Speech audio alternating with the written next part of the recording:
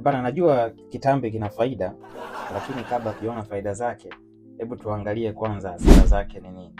Kitambi kwanza ni nini? Kitambi ni ile hali ya kutokuwa na uwiano mzuri kati ya uzito na urefu wa mwili wako. Tunaita body mass index. Sasa chukua uzito wa mwili wako katika kilogram, alafu gawanya kwa urefu wa mwili wako, yani kimo chako katika mita squared, yani uzidishe urefu, kama urefu hiyo namba mara nyingine, alafu chukua uzito katika kilogram, gawanya kwa hiyo namba. Namba utakayoipata ikiwa chini ya 18 tunasema ni underweight, yani uzito wako ni mdogo sana. Ikiwa kati ya 18 na 25 tunaita ni normal weight, yani uzito wa kawaida, na of course watu wengi wanategemewa kuwa katika hili group hapo. Ikiwa kati ya 25 mpaka 30 tunaita ni overweight, yani uzito wa mwili wako umeanza kuzidi. Na ikiwa inazidi 30 hiyo tunaita ni obesity ama kitambi. Unaweza kaita hivyo, karahisisha hivyo. Sasa kulingana na kubadilika kwa mtindo wa maisha, watu wamekuwa wanabweteka sana vyakula vya haraka kama vile chipsi na fast food kwa ujumla, vyakula vya viwandani, processed food na kadhalika. Kama vile vinywaji vyenye sukari nyingi kama vile juisi, lakini pia soda. Matumizi ya vitu yamechangia sana kuongezeka kwa idadi ya watu ambao wapo katika haya makundi ya mwisho mawili, kwa maana kwamba either uko overweight ama uko obese. Uzito wa mwili umepitiliza ama una kitambi kabisa. Sasa ikitokea hali hii, dalili ya haraka zaidi ambayo inakuja kuonekana ni mrundikano wa mafuta ama fat deposit katika maeneo ya mwili ambayo kwa lugha rahisi unaweza kusema yako chini ya ngozi. Inaitwa ni adipose tissue. Kwa hayo maeneo ni kama vile maeneo yanayozunguka kiuno.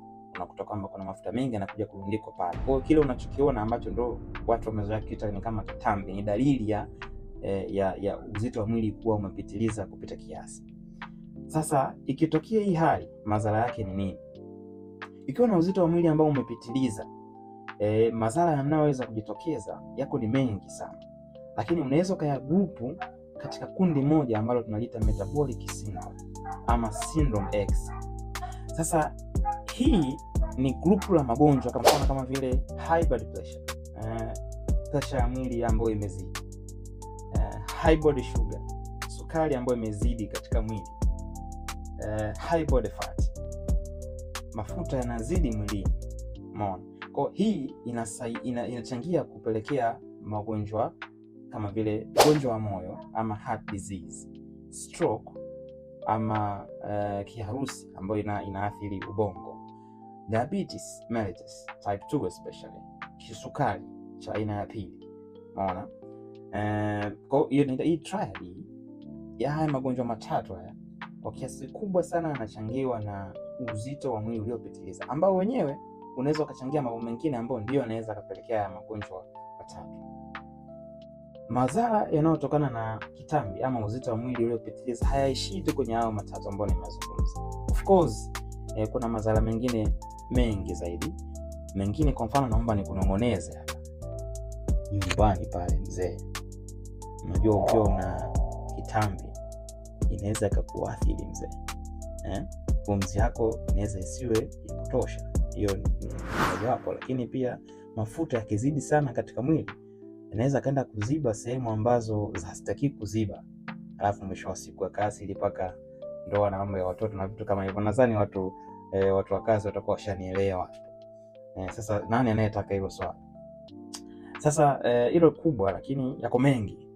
Na ukitaka kujua zaidi kwa mfano madhara mengine yanayotokana na uzito wa mwili ambao umepitiliza, endelea kutufollow page zetu, tunaelezea mambo mara kwa mara. Na pia ukitaka kufahamu namna ya sasa ushapata kitambi unataka kuachana nacho, ufanye nini sasa? Of course ni mambo mengi ambao unaweza ukafanya, vyakula, mazoezi na nini, lakini sasa mpangilio gani ambao ndo realistic, ambao unaweza kaendana na shughuli unazofanya na kipato chako, mambo mengi ambao unaweza kuyaconsider ili uweze kujua mbinu gani unaweza kuzitumia ili uweze kupata matokeo ya haraka ndani ya muda mfupi.